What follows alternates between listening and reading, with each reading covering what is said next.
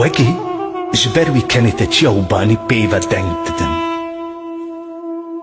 Êdî tu ji gula malxirab vegere. Bela bi avayekî bêşerm û daxwazî xweziya xwe li te bînin nexeme. Gava ku gul biçilmise ew ê te gelek bihîşînin bi nalîn û qalîna xwe. Ma kî dikare berxwe bide ji ber qêrîn û zarîna evîna gulê kî?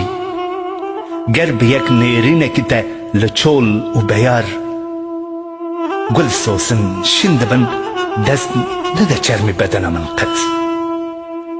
Bila her wîsa bi agirê evîna te bişewite û bifitile. Bila di nava xalî û xunavê de wenda bibe nexeme.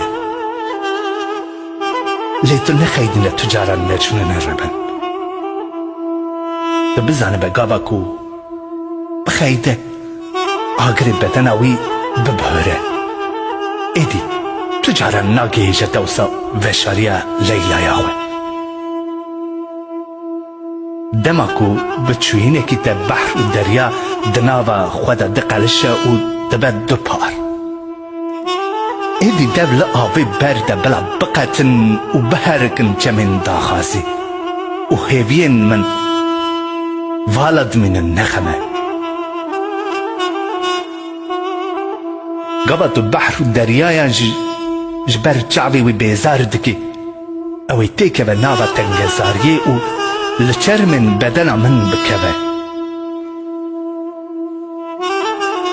Êdî dev lê ber de bila her wîsa pel bi pel har bibin bi eşq û evîna te.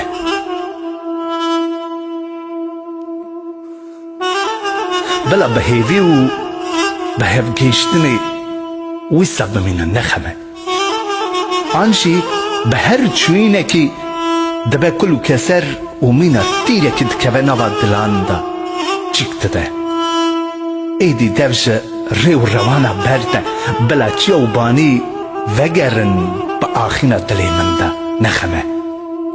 Were, were tu ne gulê biçilmîsine, êdî ne mecnûn bixeytîne.